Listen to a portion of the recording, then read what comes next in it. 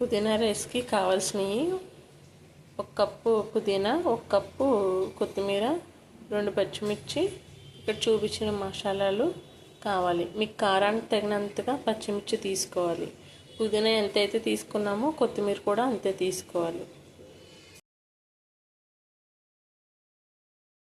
ముందుగా stove on చేసి ఒక ప్యాన్ పెట్టుకుని కడాయి పెట్టుకుని దాంట్లో మన ఈ పుదీనా కొత్తిమీర ఫ్రై చేసుకోవడానికి తగినంత కొంచెం ఆయిల్ వేసుకోవాలి. నూనె వేడయ్యాక ఈ మసాలాలు మొత్తం వేసేసుకుని ఫ్రై చేసుకోవాలి. మనం వేసుకున్న అన్నీ ఇలా ఫ్రై అయిపోవాలి. ఫ్రై అయిపోయిన తర్వాత స్టవ్ ఆఫ్ చేసేసుకుని వీటిని చల్లనివ్వాలి. తర్వాత పచ్చిమిర్చి, కొత్తిమీర, పుదీనా కూడా వేసుకుని ఫ్రై చేసుకోవాలి. ఫ్రై చేసుకుని చల్లారిపోయినాయండి. ఇప్పుడు మిక్సీ జార్లో వేసుకుని మనం కొంచెం వాటర్ వేసుకుని మెత్తటి పేస్ట్లా గ్రైండ్ చేసుకోవాలండి. కొంచెం సాల్ట్ కూడా వేసుకుని మనం పేస్ట్ చేసుకోవాలి. ఇందాక మనం ఫ్రై చేసి పెట్టుకున్న కడాయి ఉంది కదండి, ఆ కడాయి పెట్టుకున్నాను. ఆ కడాయిలోనే కొంచెం ఆయిల్, గీ వేసుకున్నానండి. గీ వేసుకుంటే కొంచెం బాగుంటుందండి పుదీనా రైస్కి. దాంట్లోనే నేను కొన్ని జీడిపప్పులు వేసానండి. కొన్ని ఇవి ఫ్రై అయిన తర్వాత కొంచెం మంది షాజీరా వేసుకుందాము, కొంచెం ఫ్లేవర్ కోసం.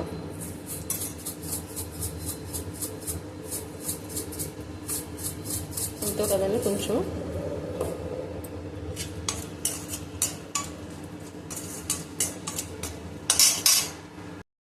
ఇదిగోండి, ఇందాక మనం ఫ్రై చేసి పెట్టుకునే మిక్సీ పట్టుకున్నానండి.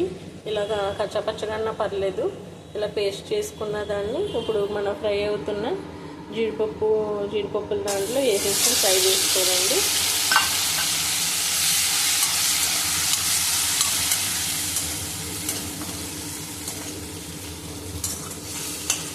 కొంచెం దగ్గరికి అయ్యేంత వరకు ఫ్రై చేసుకోవాలండి. ఇంకా దీంట్లో మనం ఏమి వేసుకోవాల్సిన లేదండి. మిక్సీ పట్టుకున్నప్పుడు సాల్ట్ వేసుకున్నాం కదా, మనం మన టేస్ట్ తగ్గట్టుగా సాల్ట్ యాడ్ చేసుకోవాలండి. కొంచెం చెప్పడం మర్చిపోయానండి, నేను పుదీనా ఫ్రై చేసుకునే ముందే కొంచెం రైస్ బాయిల్ చేసి పెట్టుకున్నానండి.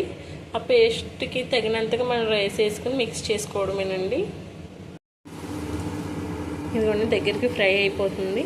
ఇప్పుడు మనం బాయిల్ చేసుకున్న రైస్ వేసుకుని కలుపుకుని మనం సాల్ట్ చెక్ చేసి వేసుకోవాలండి.